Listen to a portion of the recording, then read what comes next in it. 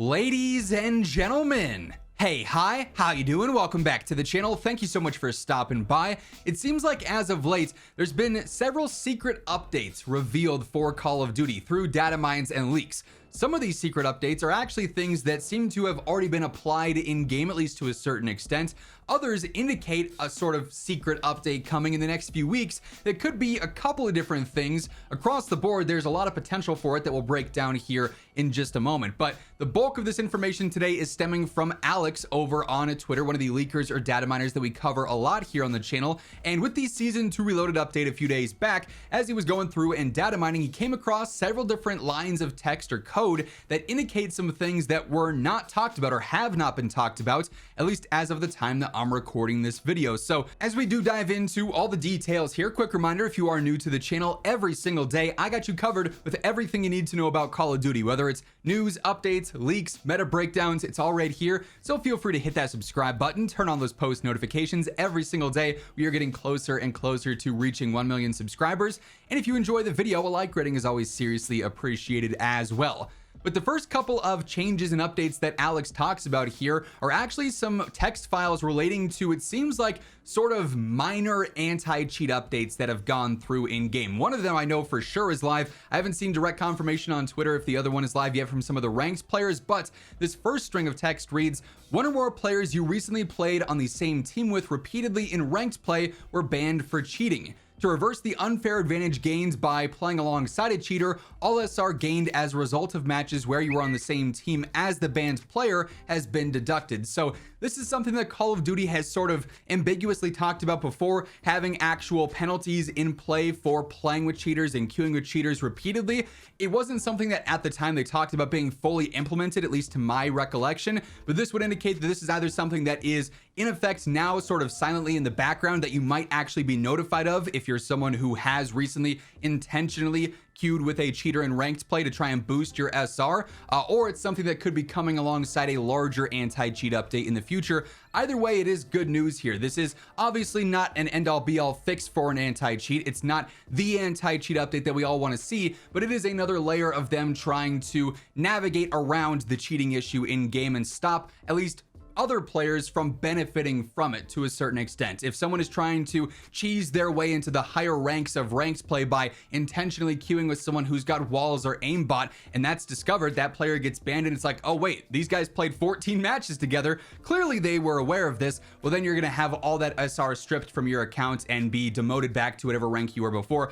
If it's that egregious, you know, that's obviously just an example for me, 14 games played or whatever. But if it is something egregious, I would just ban them both from ranked, right? Like, get them out. Clearly it's a scummy move to begin with, but that is something that has now been found in the files. And then another one that I actually know for sure is live right now, because I've seen this happen while watching certain streams, is that there is now an error for mass reporting another player. Alex posts saying, error, duplicate report already sent for this player, repeated reports will not count. So Call of Duty has been very adamant that a single user cannot spam report and have an impact on another player, that it's only the first initial report you send on an opponent that is actually tracked and taken into account. Now, they have yet to really address party spam reporting, which has always been the more severe issue, where if you're queued with a trio or a quad and you all think someone on the enemy team is cheating, you can all report them at the same time essentially, and that can oftentimes lead to almost an instantaneous shadow ban. I've seen that happen numerous times over the years, right? It's one of the flaws with the shadow ban system, is it can be weaponized so easily. But like I said, they've been very adamant about how spam reporting from one individual does not work, and it's not a thing. You can actually get in trouble by doing so, and it seems like now they're just limiting it. So if you report one person for some fishy stuff going on, you don't like the kill cam, you think they're cheating, they're using an unlock tool or whatever, right? You report them once, let's say they kill you again, you go to report them once more. If you hit that report a second time, it's going to give you that error pop-up, duplicate report, this one doesn't count.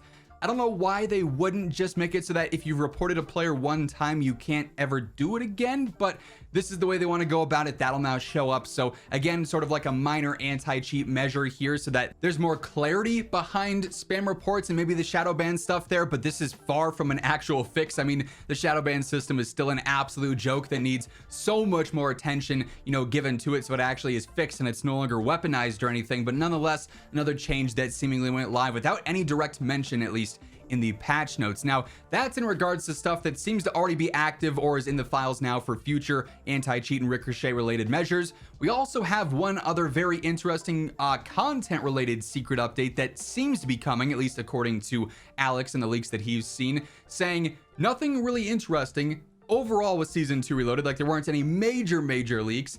It seems like a Season 2.75 like last season will happen. You may recall back in Season 1, we ended up having Season 1 launch and then Season 1 Reloaded before the holidays, and then just after New Year's, we had Season 1 Reloaded, or Season 1.75 is like an update there that brought in everything with Squid Game and stuff. It wasn't a super significant update, and it didn't particularly go over well, but it was almost like a third major update. Now, Season 1 was way longer than Season 2 is planned to be. We only have a couple of weeks left in Season 2. March 20th should be that end date, but this would indicate that we have a third major update, potentially content based, coming maybe a week and a half out from the end of the season. Typically, we see these major updates drop on Tuesdays or Thursdays, so that would likely be around the 13th, which we already know we have the St. Patrick's Day update happening on that day. That's when the Clover Craze event is going to be dropping, so there's a content update already planned for the 13th.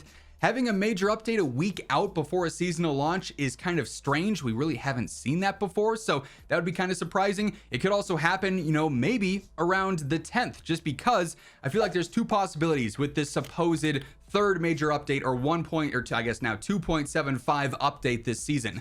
One of them is just for the St. Patrick's Day event. They're going to add in more content there, maybe prep some things for Season 3 with a major update there. The other option, which I think is less likely, but I would much prefer, is something happening around the Warzone 5-year anniversary with potentially some stuff for Verdansk. Now, just to be clear, I don't think they're going to surprise drop Verdansk just before the end of a season, right? I think it's going to be alongside a seasonal launch with Season 3 on the 20th, but March 10th is the 5-year anniversary for Warzone. I would fully expect some marketing or something to happen there in regards to Warzone, and particularly Verdansk, since that's the next major thing happening. And if there is a 0.75 update coming this half season, I think that would also line up pretty well there as well. We'll have to wait and see, obviously, but it does seem that we may have more coming to end off Season 2 Reloaded than we initially thought, between like the updated roadmap and the blog post that we've seen detailing all of the TMNT stuff, which is currently ongoing, and then all of the stuff for the St. Patrick's Day update with just the more so basic event coming on the 13th. So certainly some stuff that we'll have to keep an eye on here in the coming days and weeks. Obviously, as anything more is revealed, either through leaks and rumors or potentially even some official reveals, you guys know I'm gonna keep you covered right as that stuff does potentially surface. So stick it here for that, alongside everything else going on in COD, by of course hitting that subscribe button and turning on those post notifications. And if you enjoyed this video, a like rating on your way out would be seriously appreciated. But once again, thank you so much for tuning in, and until next time, take it easy, have an awesome rest of your day, and I'll catch you later. Peace out.